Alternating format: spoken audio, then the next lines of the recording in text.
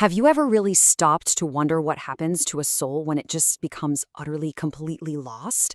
When it wanders trapped in this realm of shadows, or kind of gets tangled up in an endless, invisible web of its own making? Well, welcome to today's Explainer. Today we're diving deep into a seriously fascinating spiritual text called Mukti Kathayein, which actually translates to liberation stories, published by the Manav Utthan Sewa Samiti. We're going to unpack the absolute mysteries of wandering souls, spiritual bindings, and what the ultimate path to enlightenment really looks like. If you've ever been intrigued by the unseen world, or just the hidden potential of the human spirit, you are definitely in the right place. So let's start with a really massive question. Is liberation possible, even from the ghost realm? It's a pretty chilling thought, right? But the source material we're exploring today absolutely doesn't shy away from these intense spiritual questions. It directly confronts this terrifying cycle of life, death, and spiritual wandering. I mean, we've all heard the stories, right? Tales of ghosts or lost spirits, souls that are just stuck in this liminal space, totally unable to move forward. But the incredible premise of this text asks whether there's a force, some kind of power, or a really specific kind of knowledge that can actually break that terrifying cycle. Is there a way out of the ultimate spiritual trap? To answer that, we really need to understand what this text is actually trying to achieve. Mukti Kathayein basically operates as a definitive guide to breaking our deepest spiritual bindings.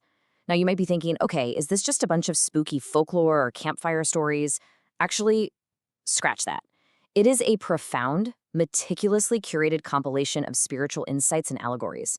It's essentially designed to explain step by step how a soul can finally be freed from its most complex entanglements.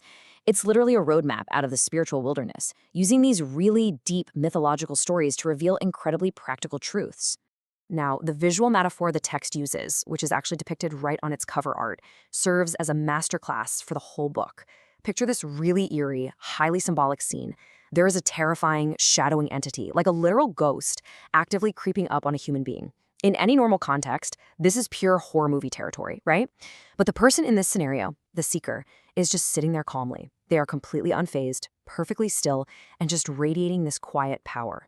It immediately hooks you because it totally subverts our expectations. Like, why on earth isn't the seeker running away? Why aren't they absolutely terrified of this dark, approaching entity? Well, that contrast brilliantly illustrates the core metaphor of the entire text. That terrifying shadow, it isn't just some literal monster. It actually represents our own ignorance and fear. It's the unresolved karmas, the emotional baggage, and all those anxieties that literally haunt us every single day. The calm, unfazed seeker, on the other hand, represents truth and divine knowledge. The text explains that negative forces and fear only dominate us. They only have power over us as long as we're living in ignorance. The very second you truly experience divine truth, that shadow simply dissolves. The fear is completely exposed as an illusion. So, how do we actually reach that calm state? The book structures its path around three core teachings of liberation. First, understanding the cycle of karma. Second, realizing the necessity of a guru's grace. And third, achieving real liberation. These three pillars form the absolute heart of the book. Let's break them down. Let's dive right into pillar number 1, the cycle of karma.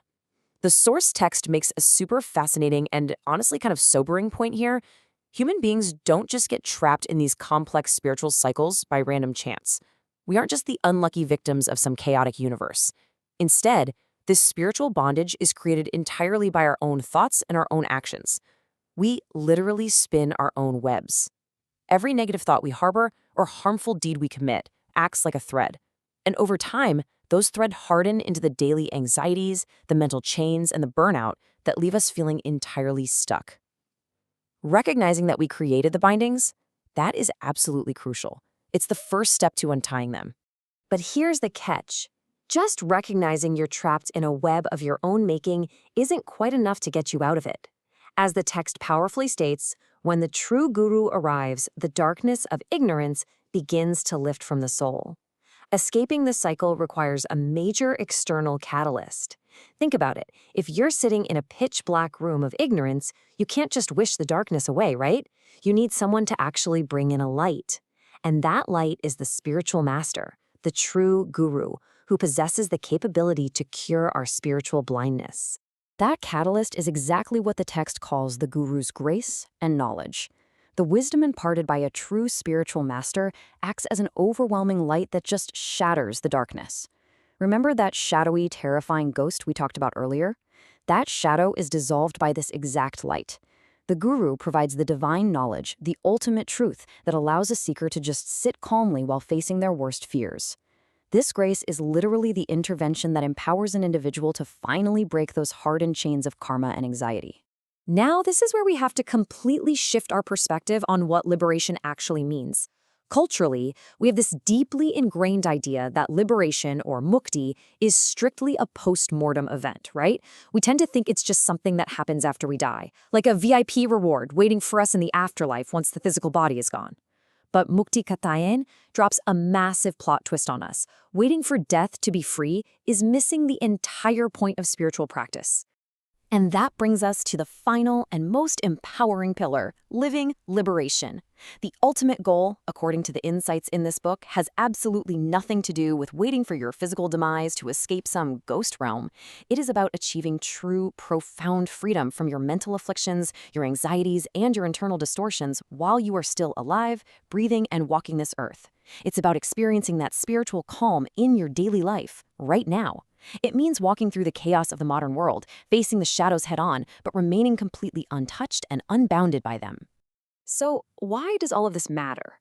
This text carries just immense value because it uses these rich, deep mythological stories to uncover very real spiritual mysteries. It takes highly esoteric concepts like wandering souls and karmic webs and turns them into a totally practical framework for living a better, clearer, more fearless life today. It really gives you a completely new perspective. It's for anyone looking to go way beyond mere storytelling to grasp the hidden yet entirely practical realities of the spiritual journey. So I want to leave you with this final provocative thought. Are you passively waiting for liberation after death, just kind of hoping things will magically sort themselves out in the afterlife? Or do you actively want to be free from your mind's afflictions today? Remember, the shadows only have power in the dark. The choice to seek the light, to embrace living liberation right now, is absolutely yours. Thank you so much for joining me as we unpacked these incredible insights, and I really hope this sparks a deeper curiosity in your own journey.